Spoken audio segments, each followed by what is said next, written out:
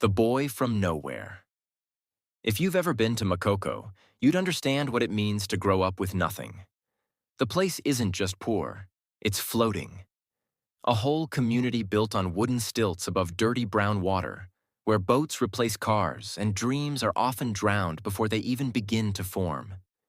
That's where Tunde was born, in a one-room shack that smelled of smoke, fish, and salt water, with walls that creaked each time the wind changed its mind. His mother, Mama Tinu, sold smoked fish by the docks. Her hands were always black with soot, but her heart, oh, her heart was gold. She'd say to him every morning, "My son, even if life gives you nothing but tears, make something out of them." Tunda never met his father. Some said he left when Tunda was still a baby. Others whispered that he drowned one stormy night trying to cross the lagoon. Tunda didn't care to know.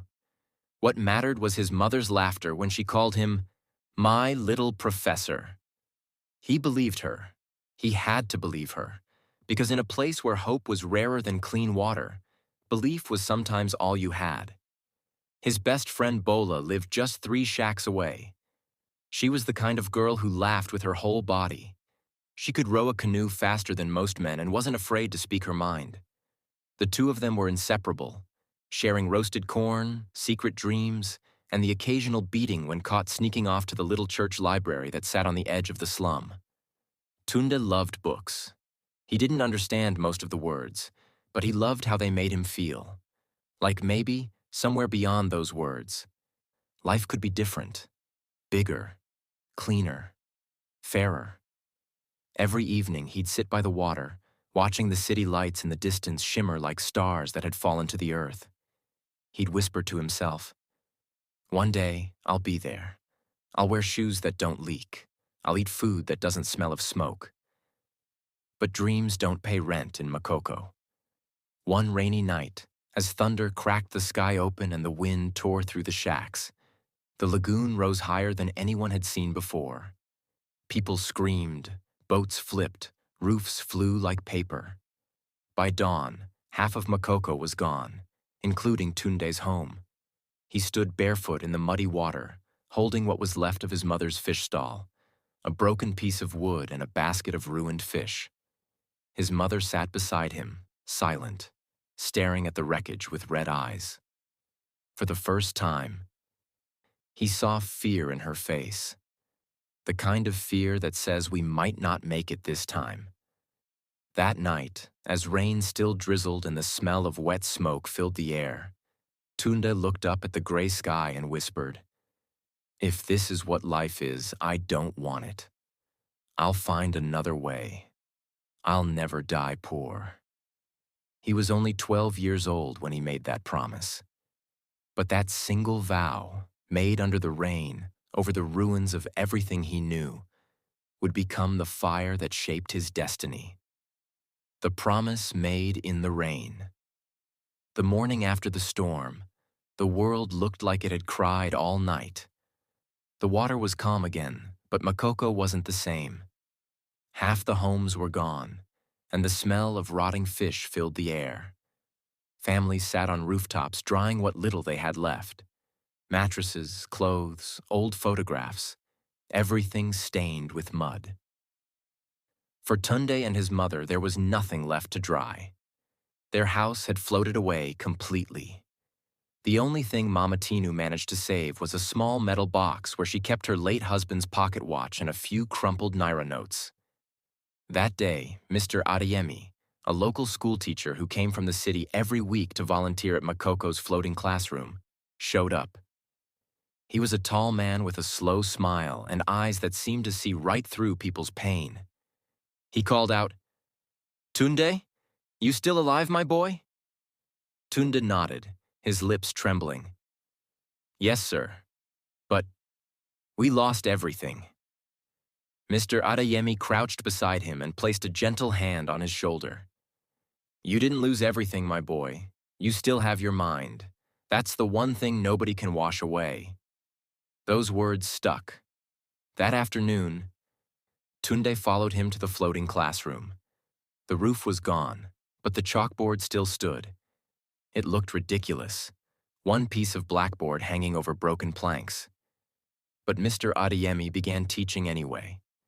He wrote 3 words on the board: hope, work, faith. And that was the day something changed inside Tunda. He studied with a hunger that shocked everyone. He would borrow torn books from the teacher, memorize lessons word for word, and help younger kids read by lantern light after dark. Sometimes he'd stay up so late that his mother would whisper, "Sleep, my son. The world will still be poor tomorrow." But he'd smile and say, "Maybe not if I'm still awake, Mama." Months passed, and word spread about a scholarship exam being offered by a city school, one that could change a child's life. Mr. Kwekwa, Adeyemi believed Tunde had a real shot. "This could be your way out," he said. "Study hard. Don't be afraid of the city. It's just a bigger Makoko with better shoes." Tunde laughed, but fear gnawed at him. He was a slum boy who'd never left the water.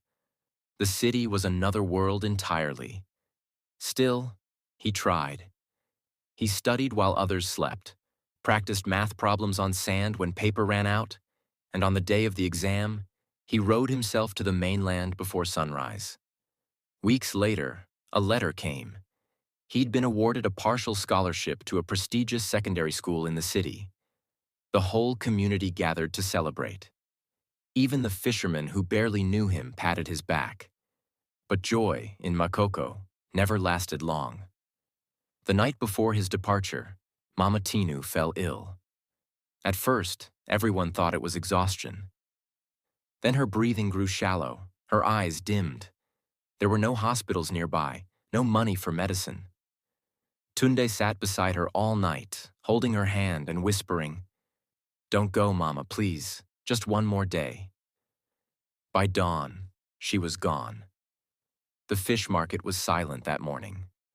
Bola found Tunde sitting beside his mother's body, clutching her locket. He didn't cry. He didn't scream. He just stared, like someone who had seen everything worth seeing.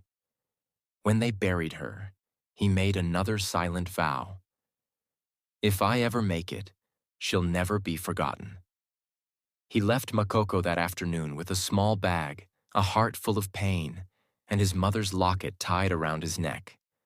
The boat drifted slowly away from the slum, and as he looked back, the water shimmered like tears in the sun. Tunde didn't know it then. But that journey, away from Makoko and into the heart of the city, would test everything he believed about hope, work, and faith. The city of dreams and nightmares. The first thing Tunde noticed about the city was the noise. It never stopped. Car horns blared like angry geese. Street vendors shouted prices until their voices cracked, and music from a dozen radios collided in the air. For a boy who grew up listening to the rhythm of water and the creak of wooden planks, Lagos felt like another planet. He held onto his small bag, eyes wide, heart pounding. Everything moved fast here. People, cars, even the sun seemed to set in a hurry. The school he'd been admitted to stood behind a tall iron gate, polished and proud. The sign read, "St. Charles Academy." To Tunda, it looked like a palace. Clean buildings, trimmed lawns, and students in crisp uniforms that looked freshly ironed by angels. At the gate, a guard looked at him suspiciously. "Yes? Who are you looking for?" I'm a new student," Tunda stammered, holding out his admission letter. The guard's eyes scanned his faded shirt, the patched knees of his trousers, and the slippers on his feet. He frowned but waved him in. "Go to the principal's office. Don't wander." Inside, everything smelled of disinfectant and new books. Tunde felt out of place already. At the registration desk, a group of students giggled as he walked past. One of them, tall and smooth-skinned with a shiny wristwatch, whispered loud enough for everyone to hear, "Did someone bring their houseboy to school?" That was Kunle, the golden boy of St. Charles. His father owned one of the biggest construction companies in Lagos, and he carried himself like the school was his kingdom. Tunde ignored him at first, focusing on finding his dorm room. But Kunle wasn't done. Days later, during lunch, Kunle blocked his way. "So you're the charity case from the slum," he sneered. "You think you can sit with us?" Tunde said quietly, "I came here to learn, not to fight." Kunle smirked. "Then you're in the wrong place, Makoko boy." The nickname stuck. Every time he passed, someone would whisper it. "Makoko boy." Some laughed, others looked at him with pity. But if life had taught Tunde anything, it was how to ignore laughter. He had thicker skin than they could imagine. After classes, while others played football or video games, he swept classrooms for extra money. At night, he studied by candlelight, trying to catch up with lessons he'd never been taught. His grades began to improve, slowly but steadily. Then one day, fate brought him a bit of kindness. He met Madame Rose, the hostel caretaker, a warm-hearted woman in her 50s with a headscarf and a voice that could calm storms. She caught him scrubbing floors late one night and asked, "Boy, why are you still awake?" He told her his story, his mother, Makoko, the scholarship. She listened silently, then smiled and handed him a bowl of hot rice. "Eat, my child. Hardship doesn't last forever. Even the sun hides before dawn." From that night, Madame Rose became his silent guardian. She'd slip extra bread into his lunch or whisper prayers as he left for class. Months passed, and an academic competition was announced, a debate where the winner would earn a full scholarship. Tunde threw himself into it with everything he had. He practiced speeches until his voice cracked, researched by flashlight, and even skipped meals to stay awake. When the big day came, he stood nervously on stage in front of judges and hundreds of students, including Kunle, smirking from the front row. Tunde began to speak. His voice trembled at first, then grew strong. He spoke about hope, about how poverty is not a death sentence, only a challenge. People clapped. Even some teachers nodded in admiration. But when it came time to announce the results, Kunle's name was called, not Tunde's. Confused whispers filled the hall. Even the judges looked uneasy. It turned out Kunle's father was one of the event's sponsors. Tunde didn't cry. He didn't argue. He just walked out, his fists tight, his chest burning. That night, Madame Rose found him sitting alone behind the dormitory. "You did your best," she said softly. "I did, but it didn't matter," Tunde replied. "It's like the world's already decided who deserves to win." She looked at him for a long moment. "Maybe. But remember this. Hard work doesn't always pay right away, but it never goes unpaid." He smiled faintly. "You sound like my mother. And maybe that's why I met you," she said with a wink. Tunde didn't know it yet, but those words would carry him through his darkest days to come. Because soon, his fight wouldn't just be about exams or bullies. It would be about survival itself. The price of survival. By the time Tunde turned 18, he had grown taller, quieter, and sharper. The boy who once studied under flickering lanterns was now the top student in his class, though few cared to admit it. He'd earned respect, but not comfort. Every achievement still came wrapped in struggle. His partial scholarship covered only tuition. Everything else, uniforms, food, textbooks, was on him. So Tunde worked. He swept classrooms, washed teachers' cars, carried loads at the local market on weekends, and still managed to top every exam. But even iron bends when pressed too hard. One evening, as he carried his last bucket of water for the day, he felt his knees buckle beneath him. He collapsed beside the hostel steps. When he woke up, Madame Rose was there, fanning him with a piece of cardboard. "Tunde," she said softly, "you can't keep living like this. You're burning the candle from both ends." He managed a weak smile. "If the candle goes out after lighting my path, it's worth it." Madame Rose sighed. You remind me of my son. He worked himself to death chasing a dream. Don't do that, child. Tunde promised he wouldn't, but promises don't buy food. Soon his scholarship funds dried up. He owed the school months of fees and risked being expelled. He started skipping meals, pretending to be full when others ate. And then, as if fate had been listening, a familiar face appeared at the school gate one afternoon. Bola. She was no longer the little girl with braided hair and laughter like bells. She'd grown into a young woman, strong, tired, and yet still glowing with that same fierce spirit. Tunde, she called, her voice trembling. Is it really you? He couldn't believe it. He hadn't seen her in years. They hugged, the kind that said more than words ever could. Bola had come to the city too, chasing her own survival. Her family had moved after another flood destroyed their home. She now sold food by the roadside. Tunde, she said, you've changed. You look older. He smiled faintly. The city ages you faster than the sun. They started spending time together again. She'd bring him leftover food from her stall. He'd help her with arithmetic in the evenings. Slowly, they built something beautiful, a fragile bond stitched together by shared pain and stubborn hope. One night, sitting by the roadside with bowls of rice and stew between them, Bola said, You've got a gift, Tunde. You help people understand things. Why not start a small tutoring class for kids who can't afford school? He hesitated, then nodded slowly. Maybe I could. So, on weekends, they started teaching neighborhood children under a mango tree. Word spread fast. Soon, kids came from blocks away, some barefoot, some carrying torn notebooks, all hungry to learn. Tunde called it the Lantern Project, because as he said, even one lantern can light up a dark street. The little project grew, and so did the envy around it. A group of local thugs, led by a man named Skeeto, began demanding protection money. When Tunde refused, things turned ugly.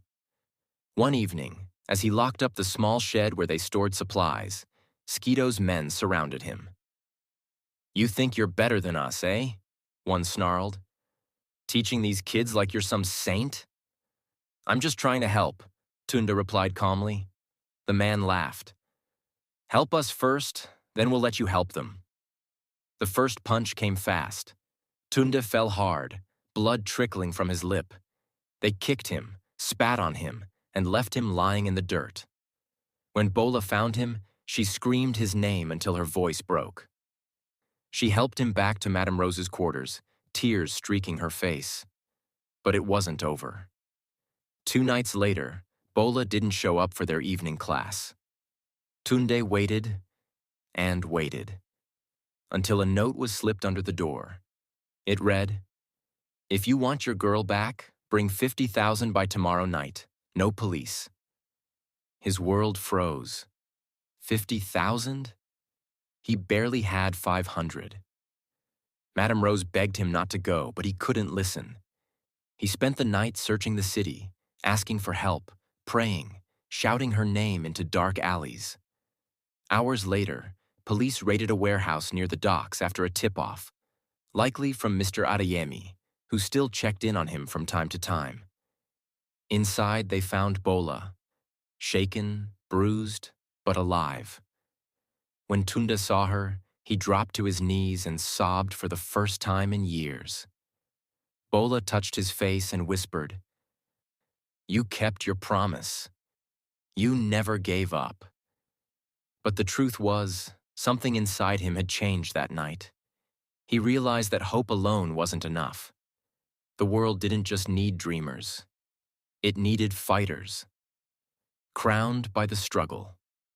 The morning after Bola's rescue, Tunde stood by the window of Madame Rose's quarters, staring at the faint glow of dawn creeping over the slums. The world looked the same, but inside, something had shifted.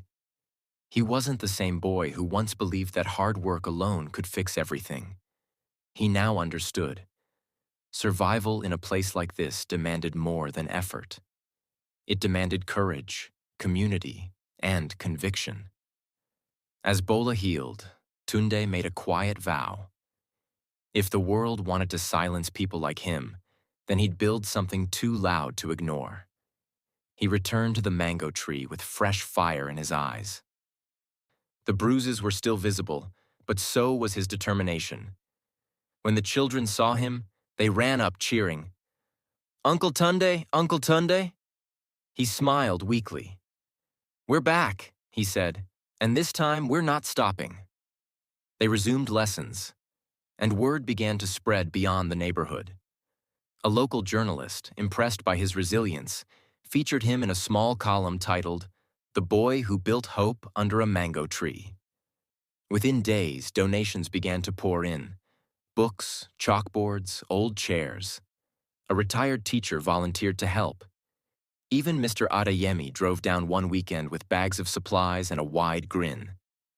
"Tunde," he said, clapping him on the shoulder, "you remind me that real education isn't built in classrooms, it's built in hearts." With Bola by his side, Tunde expanded the project. They rented an abandoned warehouse, cleaned it up, painted the walls with bright colors, and named it the Lantern Academy. Kids from all over the slums began attending. Some learned to read their first words there. Others discovered numbers, hope, and dreams. Tundi spent nights planning lessons, teaching by day, and fixing leaks in the roof when it rained. He didn't earn much, but what he gained couldn't be counted in naira. Then, one fateful day, something extraordinary happened. An education NGO from Lagos, inspired by the newspaper article, paid him a surprise visit. They were stunned by what he had built out of nothing. "Tunde," their director said, "we want to partner with you. How would you feel about leading a nationwide literacy program for underprivileged children?" For a long moment, he couldn't speak. Tears blurred his vision. He thought of his mother, of Bola, of Madame Rose's tiny quarters, of every tear-streaked night he'd spent wondering if it was all worth it. Finally, he whispered, "Yes, yes, I'll do it." Months later, he stood on a small stage at a youth empowerment conference in Lagos. Cameras flashed, and applause echoed through the hall. Dressed in a simple suit, he shared his story. The boy who once swept classrooms now teaching thousands. "Success," he said in a trembling voice, "isn't about escaping your struggles. It's about using them to light someone else's path. I was once that boy sitting in the dark. Today, I carry a lantern, and I'll keep passing it on." In the audience, Bola smiled proudly, tears glistening in her eyes. Madame Rose had traveled down for the event too, wearing her best dress and clutching her handbag like it was a trophy. When Tundi stepped off the stage, she hugged him tightly. "You've done it, my son. You've lit the whole street."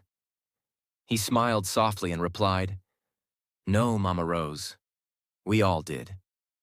Years later, children across Nigeria and beyond would grow up learning under programs inspired by the Lantern Academy. And somewhere, under that same mango tree where it all began, a plaque was placed that read, "From the ashes of struggle, light was born." Legacy of the lantern years past. The slums of Makoko had changed, not completely, but noticeably. New floating classrooms dotted the lagoon, painted in cheerful blues and yellows. Laughter echoed where silence once lingered. And if you listened closely, you could still hear children reading aloud under the wind.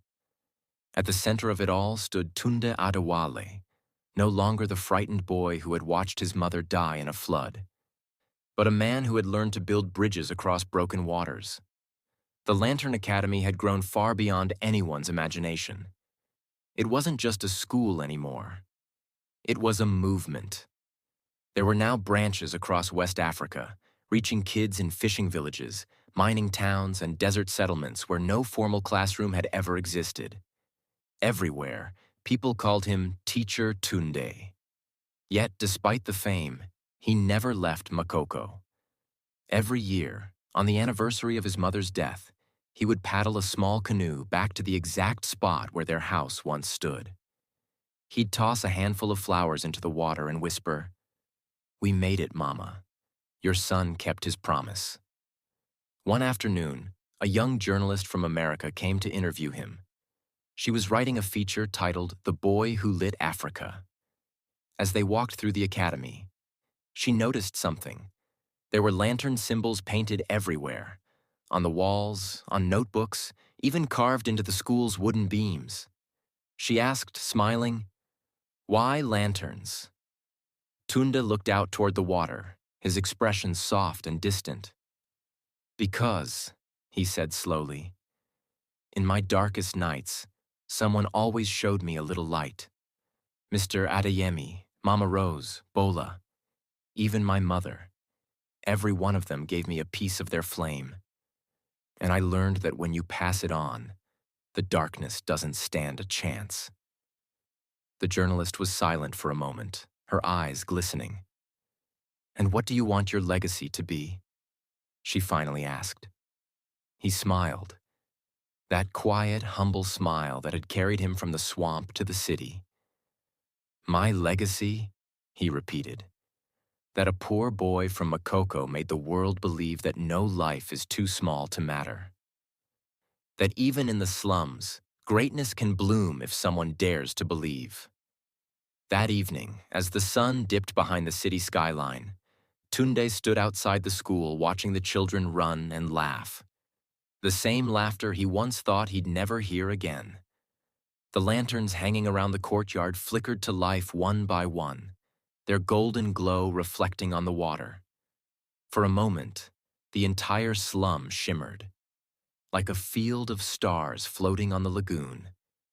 He took a deep breath, feeling the cool night air on his skin, and whispered softly, "I wasn't born to escape the slum. I was born to light it." The camera fades out on his silhouette, standing tall against the glow of hundreds of lanterns. A boy who once had nothing, now shining brighter than the city he once dreamed of reaching. Some people chase wealth, others chase comfort. But the rare ones, the truly rare ones, turn their pain into purpose. Tunde wasn't lucky, he was determined. And in his struggle, he taught the world that even from the poorest corners of Africa, hope can still rise, and light can still find a way to shine. So, tell us, if life took everything from you, would you still have the strength to build something beautiful out of the ashes? And do you believe that greatness can truly be born from the hardest, most forgotten places on earth? Let us know your answers in the comments below, and if you enjoyed watching this video, do well to hit the like button and subscribe to the channel for more interesting stories like this one.